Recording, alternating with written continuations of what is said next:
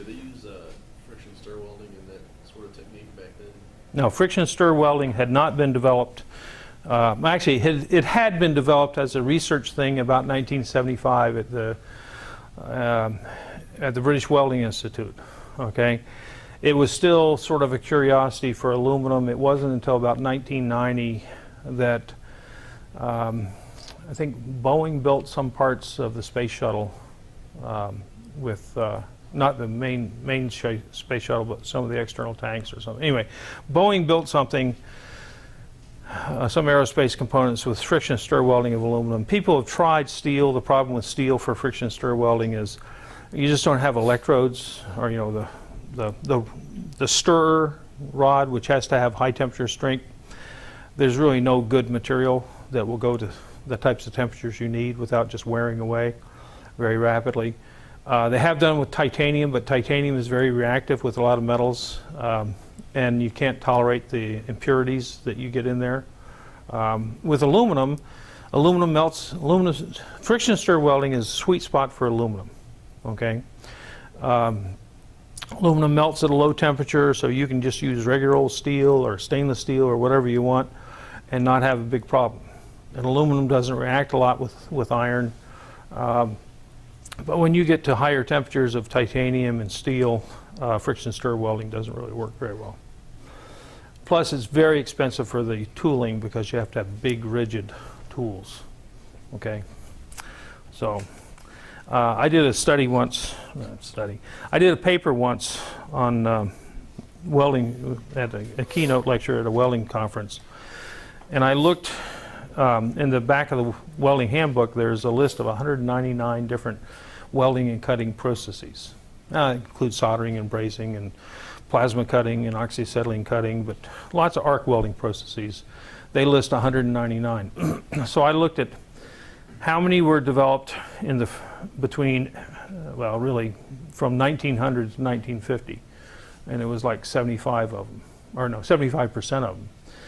And then between 1950 and 1975, and it was 24.5% of them. And there was one new welding process that had been developed in the previous 25 years between 1975 and 2000, and whenever I was giving this talk, and that was friction stir.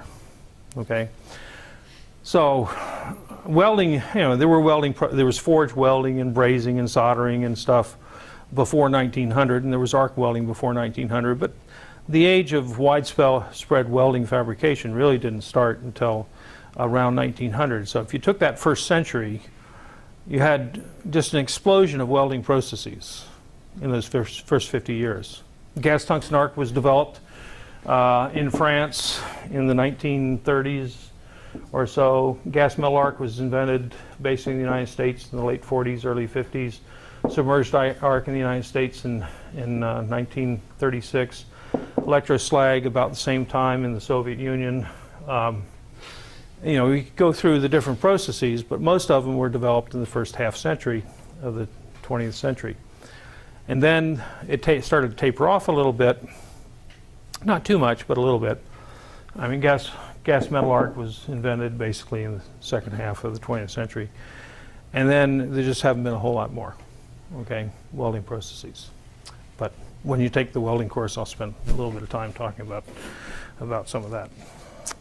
Okay, so far as titanium, the microstructures you get in titanium, this is, says furnace cooling structure of plate-like alpha, that's these plates, and intergranular beta, which is the dark phase. And this actually looks sort of like a Widmanstatten steel. Actually, this is called Widmanstatten. Widmanstatten is a plate-like structure. So we have titanium and steel. Actually, titanium in the base material looks sort of like a steel weld metal in some cases. If you go to air cooling of the same thing, you'll actually get some very fine acicular structure. And actually in titanium we call it a basket weave, and that's what you get with the, turns out this becomes very fine and becomes basket weave, and so sometimes the weld metal in titanium has a better mechanical properties because it's finer structure and it doesn't have all these plate likes. It has a basket weave with plates going in a bunch of different directions. So it's not too hard to get a good microstructure in titanium alloys if you adjusted your alloy content properly. If I look at this is for moisture content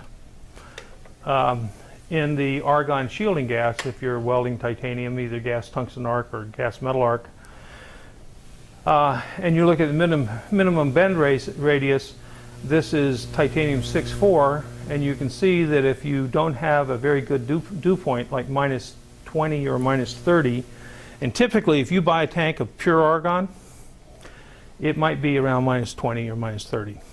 Okay, you could order it to minus 60, but they have to do special precautions, and I'll talk about that when they fill the tank from the liquid argon. But if you start getting very much oxygen in there, the hardness is going to go way up by a factor of 3 in the weld metal. The minimum bend radius goes up, which means the bend radius you can tolerate becomes the minimum you can tolerate is larger. It makes it easier to crack, and the hydrogen content increases. Now, what's the problem with hydrogen?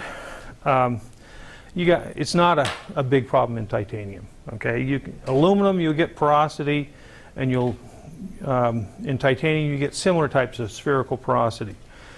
Titanium, you have to keep the oxygen and nitrogen out to begin with, and if you keep the oxygen and nitrogen out, you'll usually keep the hydrogen out. Now here, obviously, the hydrogen and oxygen are coming from the moisture dew point, which is the moisture in the shielding gas. Okay, so far as that goes.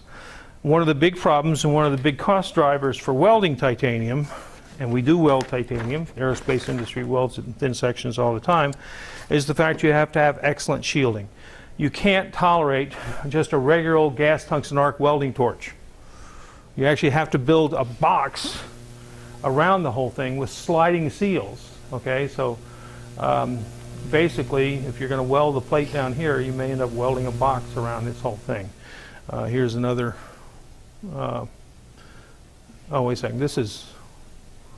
Oh, I'm sorry. That's not. This is a heavy section weld, sort of like this deep TIG I talked about over here in titanium. But you can't just weld on the top. You got to weld on the bottom. You got to put a backing bar on the bottom, and you got to have backing gas in here on this side for corner fillet welds. I'm not even sure what these things are right now, but anyway, you have to have big, complex shielding dams and whatnot for your welding. Let me show you. Here's an example of someone just trying to make a weld. Simple gas tungsten arc weld. So here's your gas tungsten arc electrode, the welder's glove. Here's the electrode right here. There's the arc.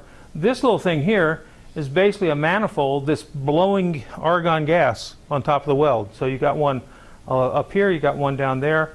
You've got it coming in the shielding gas at the top, but you can't just let the stuff solidify and cool down and expect your torch gas to protect the hot weld behind you. If you do, you'll end up with all kinds of contamination. Oh, by the way, you also have to cut back your electrode after you finish welding. You got to cut it back a lot further. I mean, this thing's contaminated all the way back. You know, you have to cut a ½ an inch off, not an 1/8 of an inch off of your electrode. And they have acceptability of colors, which is what you'll find in the welding handbook. You'll find it in the if you Google titanium welding, and they have bright silver. Well, you can see the ones I passed around, nice silvery weld metal with proper argon shielding. Silver, light straw, violet, blue, and white. White, this is titanium oxide. Okay, you just get a powder on the surface. And they say all the way up through brown is acceptable, and here they'll have their welding standards that basically show you silver, straw, brown. Brown, as they say, is acceptable. Brown blue is not acceptable. Here you can see the colors on the side. And a lot of those colors, it's shiny here. They call it green blue. But it's shiny here, but it's shiny here because the thing was so hot, it dissolved away the oxygen and nitrogen. It's actually contaminated.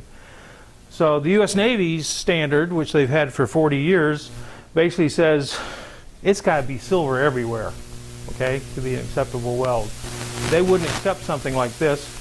American Welding Society doesn't accept something like this, but you have to, this, you might say that's just as silvery as that in the weld metal, maybe even more so, but you see this contamination on the side. Well, if you got contamination on the side, you got it in the center too, okay?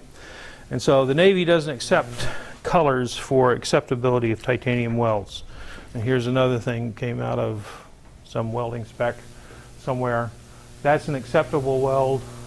That's an unacceptable weld. This is the white. You're starting to form a cloud of titanium dioxide snow that's coming down. Cleanliness of your shielding gas is critical. Here's a situation where they basically, the welder is not in the glove box, but basically they put the part into a glove bag. This is what we used when I was 19 years old at the Naval Air Rework Facility in Norfolk, Virginia. They had bags like this, and the welder would weld parts for jet engines, titanium parts, inside a pure argon atmosphere. People also see these same types of colors, not just on titanium, but on stainless steels. And about 10 or 15 years ago, I used to get people coming through on a regular basis. We're welding stainless steel piping for high purity semiconductor crystal growth, piping for the gases. If you're going to make gallium arsenide or something, you actually use arsine, which is arsenic hydride gas. And IBM would purchase some gas system of stainless steel piping, and they might pay $15,000 for this little gas train, which is not very big, and they would just cannibalize it and cut it open. And if they saw anything like that with these colors on the side, on the stainless steel, they would reject everything you built, okay?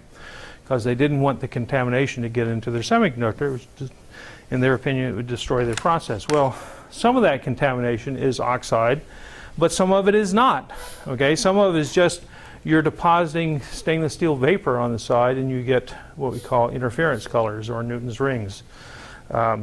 Just different layers of vapor deposited material. However, when you're welding, if you want to be ultra clean, and you don't have to be this ultra clean for stainless steel in general, but you do for titanium. I got this out of some welding metallurgy book recently. Different types of rubber hoses have different permeability for moisture. And if you just use natural rubber or neoprene or PVC, you're liable to just, in your hose, get enough permeation of moisture. You could have 6 nines of argon, which is 99.9999% argon, which is a dew point about minus 60 or minus 100. Plenty good for welding. That's what's coming out of the tank. They filled that argon tank at a gas supply house from a liquid argon source, and there's no liquid oxygen in there except what they might have gotten from things that weren't particularly clean in their piping to the other thing. If you just use regular old gas piping that we use for stainless steel and nickel and all these other alloys, you're going to get bad welds in titanium. You have to use metal piping for your gases, okay? Because you could use some Teflon, and some of these things are pretty good, but really you need to be as absolutely clean as you can. It's almost like welding. I mean, your gas shielding for your welding process has to be brought in as if you were in a semiconductor manufacturing plant. And that was one of the things that back in the days of the Alpha Sub, and we were talking down at David Taylor about, you weren't going to build that in the shipyards you have today. No one's going to build a full-scale titanium submarine in that type of shipyard. They're going to have to build it in something that looked more like an aerospace facility in terms of cleanliness. You've seen pictures of Boeing and stuff, you know. That doesn't look like the shipyard, does it? Okay? But if you're going to do a lot of titanium, that's what you're going to have to do. Okay, it's going to have to be a facility that you can sort of eat off the floor, whether you want to or not. Okay. What else was I going to tell you about? So titanium is a different animal in terms of the cleanliness that's required to get good properties. You do have to clean it. Well, I guess I'll tell a Boeing story. Actually, it's not a Boeing story. It's a Engelhard story. But when was this? I just come back from Japan. Maybe it was late 80s. And I get a phone call. They were about to roll out the 747-400. I do remember that. Okay, so if we went back and found out when the 747-400, the Dash series, you know, there's Dash 100, Dash 200. I think we're up to 747-800 now. Okay, they improve them every now and then, and so they were going to come up with a longer distance 747, and Boeing had a spec that all the welds had to be radiographed on the titanium, and you could not have a flaw smaller than 10,000ths of an inch. Well, there was no good reason for this, because what we were talking about was the air ducting to bring in the air. You know, the air outside has got lots of ozone in it because you're at very high altitudes and stuff. You couldn't let people just breathe the air that's coming in from the outside without getting rid of the ozone, so they put it through a catalytic converter. And Engelhard built the catalytic converters. And so you had thin-walled, it was like millimeter thick titanium tubing. They'd made it out of stainless steel before, but this might be a 4-inch diameter tube, millimeter thick. So it's not very thick. And then they would have a catalytic converter in the line, which just looked like an anaconda who had just eaten a pig or something, you know, just the big bulbous thing for the catalytic converter. And so when you're flying on an aircraft, you're breathing air that's been through a catalytic converter to get rid of the ozone. Because that much ozone, if you're up there for a number of hours, you get a headache with as much ozone as there is at higher levels. So this was, Engelhard had taken the contract to make the catalytic converters to weld the titanium piping. They had been welding stainless steel piping for some time, but in order to get the longer range, they were cutting weight everywhere, and they were going to titanium piping for the inlet ducting. Okay? Well, even if you had a crack in this, what's the big deal? So you'd be leaking a little air, you know, through a little hole. You already got something 4 inches in diameter. I mean, there's going to be plenty of air for people to breathe. But nonetheless, the type of spec they had, Boeing had a spec written that you could not have on an X-ray a flaw larger than 1/4 millimeter, which is 10,000ths of an inch. From a fracture mechanics point of view, it makes no sense whatsoever. From a practical point of view, who cares? I mean, I could have used gasketed joints that leaked, okay? What do I care if I leak a little fresh air out into some area, into the atmosphere, okay? There's no environmental concern here. It just has a little less ozone in it, okay? As long as I still get enough in the passenger compartment for them to breathe, and you would. But nonetheless, they were welding this stuff, and they had to, they actually, the anaconda, you know, where the catalytic converter was, looked like this. Okay, it was a larger diameter because you had to have constant flow through here. So you had catalytic converter, which restricted flow, is 4-inch pipe, and they had to make 4 welds, 4 circumferential welds to make this. And they were finding they could make these gas tungsten arc welds, but they would fail 1 out of 2 welds. Okay? So if on average, if you made 4 welds, you'd do x-rays and you'd have 2 bad ones. If you had 2 bad ones, you could repair them once, according to Boeing spec. You only get 1 chance to repair. Well, what are the odds of failing the next 2? Pretty good, right? And so they had not been able to produce a single catalytic converter. This was going to hold up the whole aircraft for this lousy little spec. So I had just gotten back from 2 weeks in Japan, and they called up and they said, "Can you come down and help us?" I said, "Well, how are you cleaning your titanium?" And they told me, I said, "Well, they were cleaning it in acetone or something to degrease it. I said, look, if you're getting a little porosity, because what they had is little 10 thousandths or 15 thousandths pores, okay? This was 1/8 of an inch thick. And I said, if you're getting hydrogen in titanium, this means, you know, a fingerprint can do this, okay? Enough grease in a fingerprint to end up with pores like that in titanium.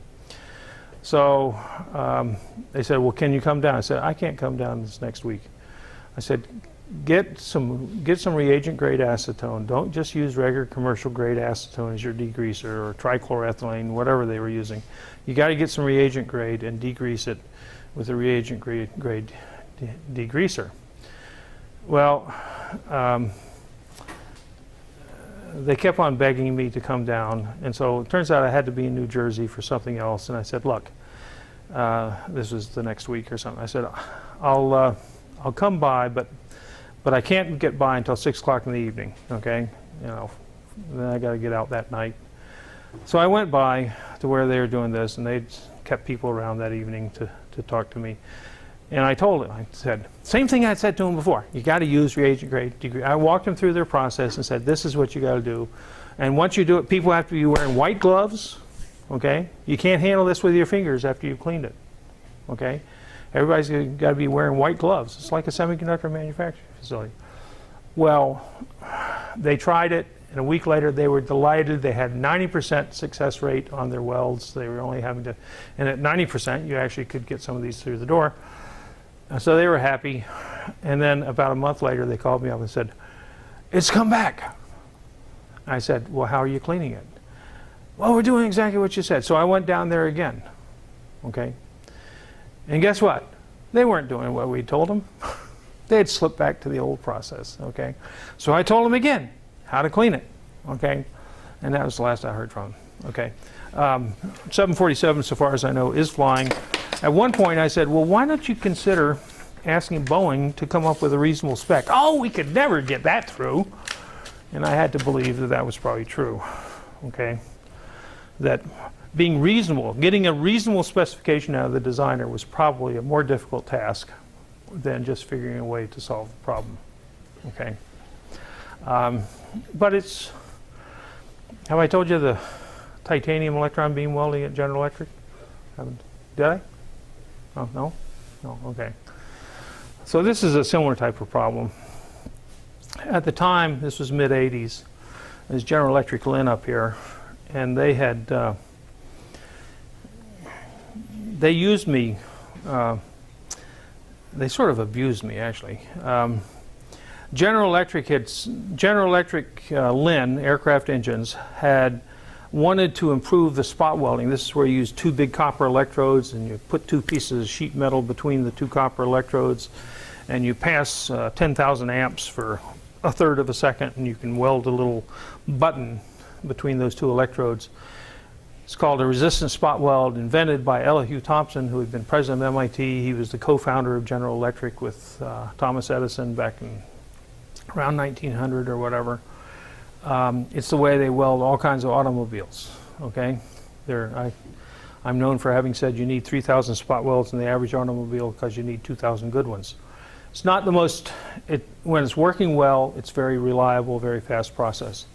It costs about a nickel to 10 cents for every weld that goes in an automobile, because you just bang, bang, bang, bang. You're making 60 welds a second in an assembly line, okay? Not a second, 60 a second, 60 a minute. Which is just incredible, but that's why they get 1,000 bad ones out of 3,000. Anyway, they were trying to weld nickel-based superalloys for the combustor cans of the jet engines, and you couldn't just, you had to have a good weld, okay? So they had contracted with General Electric Schenectady Research to help them come up with something called spot welding adaptive control. They've been giving them $1 million a year. This is 1980 money, right? It's a lot of money. And they didn't tell me any of this. They told me that they had contracted, and they wanted me to take a contract. Now, I was heading off to Tokyo, Japan to work for the U.S. Navy Office of Naval Research about 4 months later. But I go up with one of my graduate students and one of my postdocs who was going to manage my lab while I was gone, we go up and we listen to them, and they said, we'll give you $150,000 to work on this for the next year. And well, I was leaving, and it's a new project, but I said, well, that was pretty good money in the mid-'80s for a project. I didn't know they were giving General Electric Research $1 million a year, so I was sort of a small potatoes here, to help them with the project. I go off to Japan, and Gordon and Carl, my students, are working on this. And I get back from Japan 13 months later, and turns out that Gordon and Carl had figured out, well, first of all, we'd figured out, and they had sent me notes while I was over in Japan, that General Electric Research would not tell us anything about the system, because we found out very quickly that General Electric Lynn had cut the $1 million a year of funding from General Electric Research for having spent $7 million and not having a product yet, okay? And so they hired us as the whipping boys to punish General Electric Research. And so Gordon and Carl had to go into this $7 million system and figure out the software on their own, and they actually didn't even have access to it. All they could do was run experiments, and they ran some experiments and did some tests, and they concluded that even though you had to, this is 60 cycle current, and you're supposed to control it in 4 cycles of current, so it's what, 1/15th of a second. And the thing wasn't even, the controller wasn't, it was adaptive controller. It wasn't even kicking in until like 6 cycles. After the weld was over, it was trying to adapt the weld, okay? And so I get back, and Carl and Gordon tell me about this, and I explained to the engineer at General Electric, and I said, he said the big boss, who was actually a graduate of mechanical engineering at MIT, had wanted a presentation. I was freshly back from a year in Tokyo, and so I said, well, we can, but you know, their adaptive controller is not adapting, okay? And then you spent $7 million for a piece of junk. Oh, well, come out anyway and explain this. And so I go out 2 weeks later, we schedule it for 2 weeks later, I go out, and it turns out that they called me up the week before, and they said, oh, by the way, General Electric Research, we decided to fund them again, and they're going to be here at your presentation, where I'm going to trash General Electric Research. And so I get up to show the data in front of the big boss at GE Lynn, and I said, see, the weld only lasts 4 cycles, your adaptive controller doesn't kick in and start responding until 6 cycles later, okay? And therefore it's not adapting. And the guy from General Electric Research, we fixed that last week, okay? He didn't deny that it was a problem. Anyway, so they gave me another year's funding, and then, but basically they brought me in. Anyway, so while I'm doing this next year's funding, I get a call from the engineer, and he says, Tom, we got some electron beam welds on titanium that we're making, and we'd like you to help us with it. We've been making these welds for years, 10 years on this engine, and we always used to pass, but now we're flunking, we're not passing the X-ray. And I said, well, Lyle, what are you using to clean this? He says, I don't know.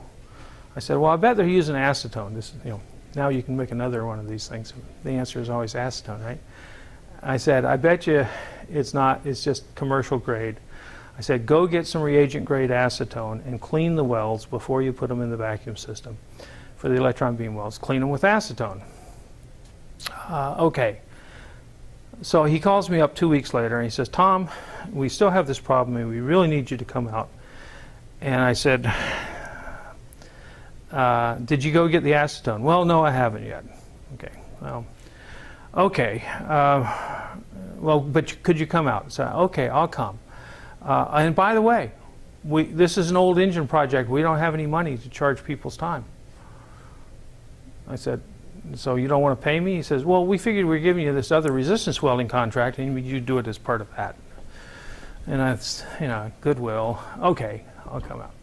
Oh, and can you get here at 7 o'clock in the morning, and we'll walk you through the whole cleaning process that we use. So I got there at 7 o'clock in the morning. They took me over to the cleaning shop, which is this place you don't even want to breathe the air. You can just feel it cleaning your nostrils. And I spend the morning. Finally, we get there about 10 o'clock in the morning, and they've got these 2 titanium rings that are both probably worth $25,000 a piece. They're going to put them together and make a $70,000 part out of 2 $25,000 parts, if they can get a good weld. And while we're there, I counted 17 General Electric engineers and other people came to watch this weld. This was getting to be very high profile. And I thought, well, they can't afford to pay me as a consultant, but I know these other 17 people are charging their time to some account number, right? I mean, I can tell you another story on that on General Electric. Anyway, so, but I'm sort of the star because I'm the consultant, the unpaid consultant. And so the guy goes through his process and he takes a white rag, and he's got white gloves on, and he takes some acetone out of a little squeeze bottle and he squeezes it on and he wipes it. And so I get down and I've got a little 10x magnifier and I'm looking at the surface to see how clean it is, and I'm looking at it. I go back to another area, I see there's some white specks that were not there when I looked at it a few seconds before, and I realized the room is raining dust. Okay, this is not exactly a clean room. It's a welding shop, electron beam welding shop. And I point this out, and everybody else starts, all these other 17 people start making excuses and everything. And the technician says, well, I would have put the 2 parts together before, but you delayed me. And so they all start paying attention to that, and he puts the 2 parts together, and in the meantime, everybody's ignoring me. So I go over to this bench and I see a glass slide, and I clean it off with my handkerchief as well as I can. Look it up. It's nice and clean, just like cleaning your eyeglasses. I take some of that acetone, I squeeze it on, blow it dry, and I look it up, and you can see Newton's rings, a film of grease. And I said, Lyle, where are they getting their acetone? He says, oh, some 55-gallon drum out back. Okay. Anyway, it's 11 o'clock now. We're waiting for it to pump down. We go off to lunch. We come back. They have a leak in the vacuum system. Probably won't get the weld made till later in the afternoon. I said, Lyle, I'm leaving. I said, I'm not going to wait while they fix the leak on their vacuum system. Let me know what happens. Well, I said, in the meantime, will you go get some reagent-grade acetone? And so we say goodbye. Turns out it's a bad weld, okay, just like all the others. And about 6 weeks later, Lyle calls me up and he says, Tom, I got the reagent-grade acetone you asked for, and we've made 4 of these since then, and not a single one of them has had a defect. I said, well, that's good. And he says, but the problem is, all I got was a letter of commendation for having saved $250,000 a year. I said, Lyle, I didn't even get a letter. Okay. There is a moral to that story. I know it's a little bit of a long story, but the moral is this is the way industry works.